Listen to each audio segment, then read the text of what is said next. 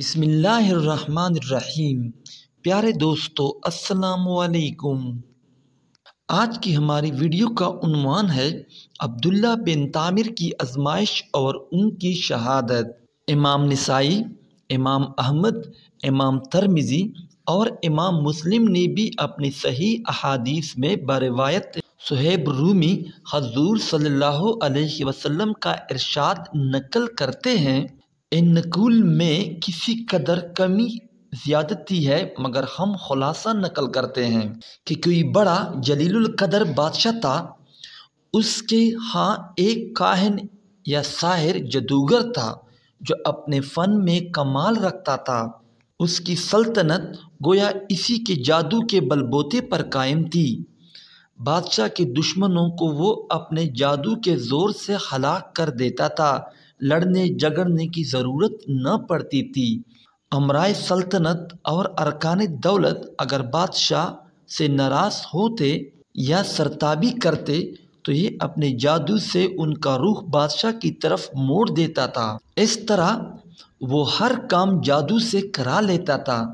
جب وہ جادوگر بوڑھا ہو گیا اور اس کو اپنی زندگی سے نا امیدی ہوئی تو اس نے بادشاہ سے عرض کیا کہ میں بوڑھا ہو گیا ہوں، میری عمر اخیر ہونے کو ہے، آپ کوئی ذہین اور سمجھدار لڑکا میرے سپرد کریں تاکہ میں اس کو اپنا علم سکھا دوں، تاکہ میرے بعد وہ آپ کی امور سلطنت کو درست رکھیں۔ چنانچہ بادشاہ نے ایک عاقل اور ہوشیار لڑکا اس کے حوالے کر دیا۔ وہ لڑکا اس جادوگر کے پاس صبح شام حاضر ہونے لگا اور جادو کا فن سیکھنے لگا۔ راستے میں ایک راہب یعنی درویش اپنے عبادت خانے میں رہتا تھا۔ معمر راوی کہتے ہیں کہ اس وقت راہب لوگ اپنی اصلی دین عیسوی پر قائم تھے۔ ایک دن اس لڑکے نے دیکھا کہ بہت سے لوگ عبادت خانہ سے نکل رہے ہیں۔ اس لڑکے نے معلوم کیا کہ یہاں کون رہتا ہے۔ لوگوں نے بتایا کہ یہاں ایک عابد رہتا ہے۔ یہ سن کر وہ لڑکا بھی اس راہب کے پاس پہنچا اور اس کی باتیں سنی۔ راہب کی باتوں سے اس کا قلب متاثر ہوا۔ راہب نے اس لڑکے کو دین حق اور توحید کی تعلیم دینی شروع کی تو وہ لڑکا ایمان لے آیا۔ یہ لڑکا جادوگر کے پاس جاتے ہوئے راستے میں راہب کے پاس ٹھہر جاتا تھا اور دیر ہو جانے کی وجہ سے جادوگر اس لڑکے پر غصہ ہوتا تھا اور زود کوب کرتا۔ لڑکا کہہ دیتا کہ مجھے گھر میں دیر ہو گئی۔ آخر جادوگر نے بادشاہ کے پاس شکایت کی۔ بادشاہ نے لڑکے کو تاکید کی کہ ساحر کے پاس سویرے پہنچا کرو۔ اس کے درباریوں نے کہا کہ یہ لڑکا سویرے گھر سے آتا ہے، راستے میں دیر کرتا ہے۔ تو بادشاہ اور ساحروں نے یہ خیال کیا کہ کھیل میں لگ جاتا ہوگا، اس لیے دونوں نے لڑکے کو خوب تنبیہ کی، لیکن لڑکا درویش کے پاس جاتا رہا۔ ایک دن یہ لڑکا راہب کے پاس سے بادشاہ کی طرف واپس ہو رہا تھا، کیا دیکھتا ہے کہ کسی مہلک جانور نے راستہ روک رکھا ہے۔ لوگ ادھر ادھر رکے کھڑے ہیں۔ لڑکے نے دل میں خیال کیا کہ آج امتحان لیتا ہوں کہ راہب حق پر ہے یا ساحر حق پر ہے۔ یہ خیال کر کے اس نے ایک پتھر اٹھایا اور یہ کہہ کر اٹھایا کہ اے خدا، اگر اس راہب کا مذہب حق ہے تو اس پتھر سے اس جانور کو ہلاک فرما۔ اور وہ پتھر اس کو مار دیا اور وہ جانور اس سے فوراً ہلاک ہو گیا۔ لوگوں نے یہ واقعہ دیکھا تو کہنے لگے کہ اس کو جادوگری میں کمال حاصل ہو گیا ہے۔ لڑکے کو ہر جگہ پر تعریفیں ملنا شروع ہوئی اور اس کی خوب شہرت ہو گئی۔ آہستہ آہستہ یہ خبر راہب تک بھی پہنچ گئی۔ اس نے لڑکے کو تنہائی میں بلا کر کہا، بیٹا، تجھ کو اللہ تعالیٰ نے بزرگی و کمال سے نوازا ہے۔ میں جانتا ہوں کہ تیرا مرتبہ بہت بلند ہوگا اور تو کسی آزمائش میں مبتلا ہوگا، لیکن یاد رکھنا میں بہت کمزور اور بوڑھا ہوں، کسی کو میرا پتہ نہ دینا۔ لڑکے نے قول و اقرار لے کر راہب پہ مطمئن ہو گیا۔ ادھر راہب کی صحبت انجیل مقدس کی تلاوت و اتباع کی برکت سے حق تعالیٰ نے اس لڑکے کو ولایت عظمیٰ سے نوازا، یہاں تک کہ کوڑی، مادرزاد نبینا اور لاعلاج مریض اس لڑکے کی دعا سے شفایاب ہونے لگے۔ لڑکا خوب مشہور ہو گیا۔ اس شہرت کا سن کر اس بادشاہ کا نبینا مصاحب اس کے پاس آیا اور خوب تحفے نذرانے پیش کر کے عرض کیا کہ مجھ پر بھی توجہ فرمائیے اور میری آنکھیں بھی اچھی کر دیجیے۔ لڑکے نے کہا کہ مجھے کوئی نذرانہ ہدیہ درکار نہیں اور شفا میرے ہاتھ میں نہیں ہے، اللہ تعالیٰ شفا دینے والا ہے۔ اگر آپ اللہ وحدہ لا شریک پر ایمان لائے اور شرک و بت پرستی سے توبہ کر لیں تو میں اللہ سے دعا کروں گا پروردگار عالم آپ کی بینائی واپس عطا فرما دیں گے۔ وہ اندھا اسی وقت مجلس میں مشرف با ایمان ہوا اور لڑکے نے دعا کی اور اس کی آنکھیں روشن ہو گئی۔ معمول کے مطابق جب یہ شخص بادشاہ کی مجلس میں حاضر ہوا تو بادشاہ کو اس کی بینائی پر تعجب ہوا۔ اس سے معلوم کیا کہ میری مملکت کے تمام موالد تیری آنکھ کے علاج سے عاجز ہو گئے تھے، آخر تجھ کو کیس سے شفا حاصل ہوئی؟ مصاحب نے کہا کہ میرے پروردگار نے اپنی قدرت سے مجھے بینائی عطا فرمائی ہے۔ بادشاہ نے کہا کہ میرے سوا تیرا پروردگار کون ہے؟ مصاحب نے کہا کہ میرا، آپ کا اور اس ساری کائنات کا پروردگار وہ اللہ ہے جس نے ساری مخلوق کو پیدا کیا۔ بادشاہ غضبناک ہوا اور اس مصاحب کو سخت سزا دی اور پوچھا کہ یہ عقیدہ تجھ کو کس نے سکھایا؟ سختی سے گھبرا کر اس نے لڑکے کا نام بتا دیا۔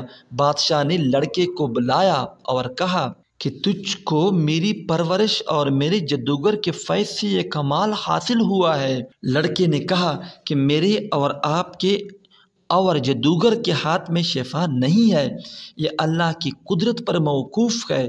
بادشاہ سخت ناراض ہوا اور اس کو کڑی سزا دلوائی اور کہا کہ یہ لڑکا بہت غائب رہتا تھا، معلوم ہوتا ہے کہ یہ کسی جگہ جاتا تھا، وہاں اس کے خیالات بدل گئے۔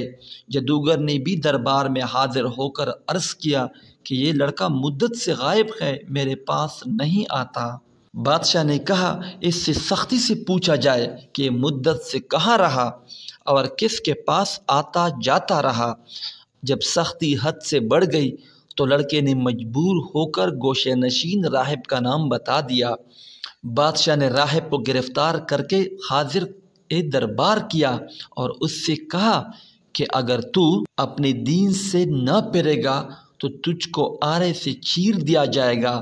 راہب نے کہا کہ میں ہرگز اپنے دین برحق سے نہ پھروں گا اور جو مصیبت آئے گی اس پر صبر کروں گا۔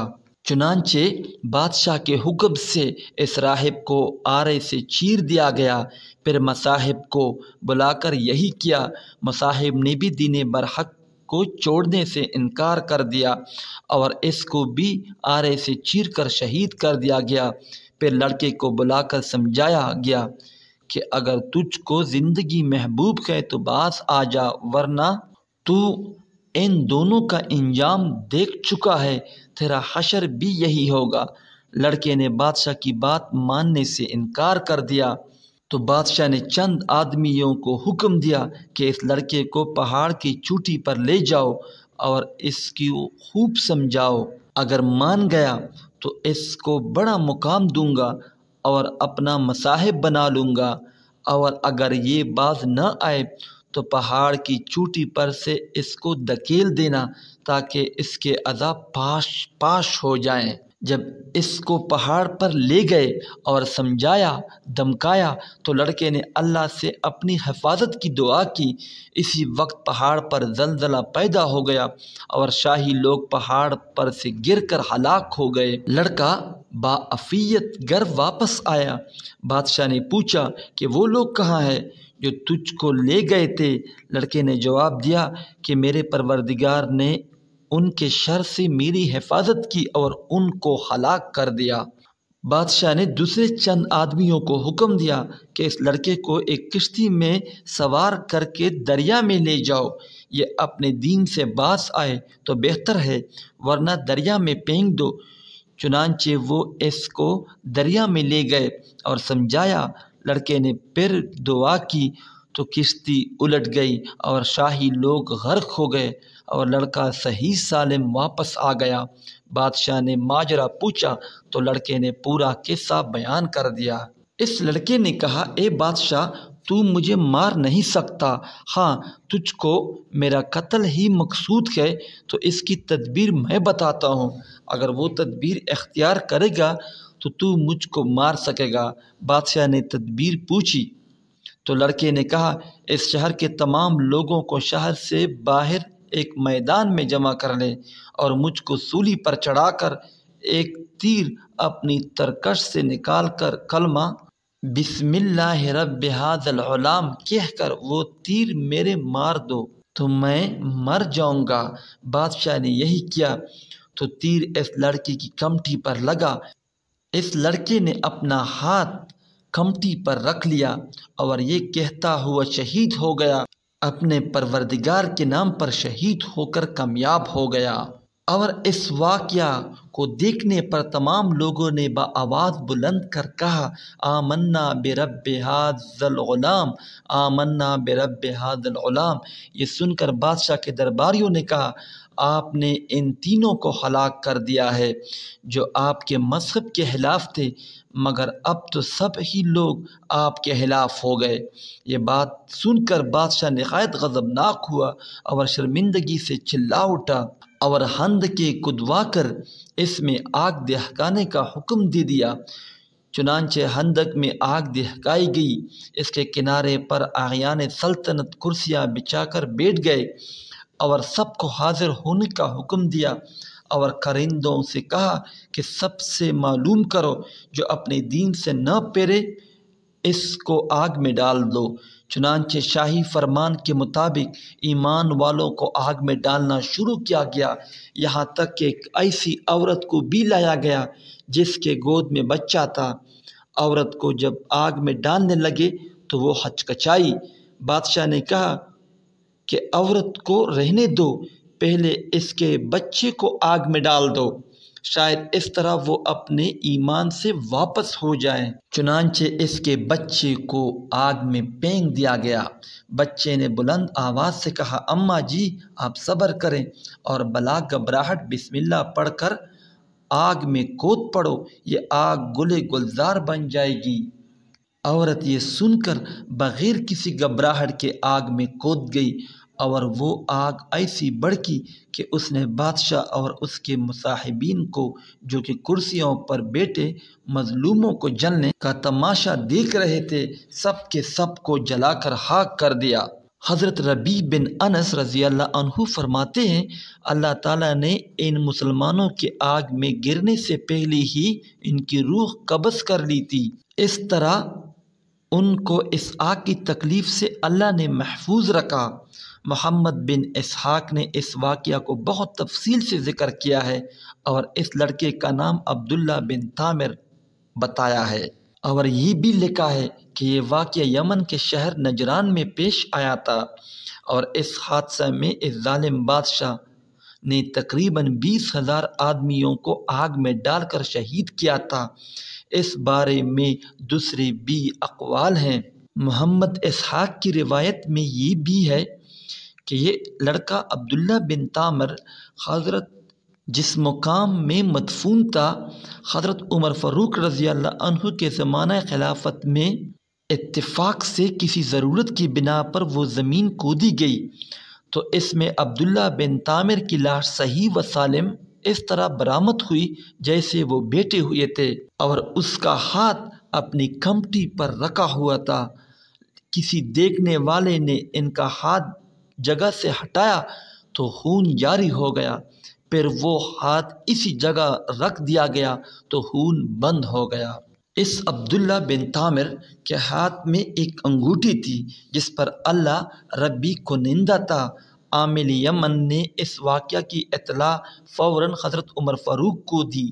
حضرت فاروق اعظم نے جواب میں لکھا کہ ان کو ان کی سابقہ حالت پر انگوٹھی سمیت دفن کرو، چنانچہ ایسا ہی کیا گیا۔ اس واقعہ سے ہمیں یہ سبق ملتا ہے کہ ایمان پر جب استقامت کے ساتھ انسان ڈٹ جائے تو یقیناً اللہ کی مدد آتی ہے، لہذا وقتی آزمائشوں سے نہیں گھبرانا چاہیے بلکہ ایمانی استقامت کا مظاہرہ کرنا چاہیے، چاہے اس کے لیے جان ہی کیوں نہ دینی پڑے۔ اللہ تعالیٰ اس واقعے سے سبق حاصل کر کے ایمان پر استقامت سے قائم رہنے کی توفیق عطا فرمائے، آمین یا رب العالمین۔ پیارے دوستو، ہم یہ امید کرتے ہیں کہ ہماری آج کی یہ ویڈیو ضرور پسند آئی ہوگی۔ اگر ہماری آج کی یہ ویڈیو پسند آئی ہے، سب سے پہلے اس کو لائک کریں، اپنی رائے کا اظہار کمنٹ سیکشن میں لازمی کریں۔ آخر میں آپ سے عاجزانہ درخواست ہے کہ اگر آپ نے ہمارا چینل سبسکرائب نہیں کیا تو ابھی سبسکرائب کریں، ساتھ میں بیل نوٹیفیکیشن کو بھی آن کریں تاکہ لیٹسٹ اپلوڈ ہونے والی ویڈیو آپ تک بر وقت پہنچ سکیں۔ مجھے اگلی ویڈیو تک اجازت دیں۔ اللہ آپ کو خوش رکھے، آمین۔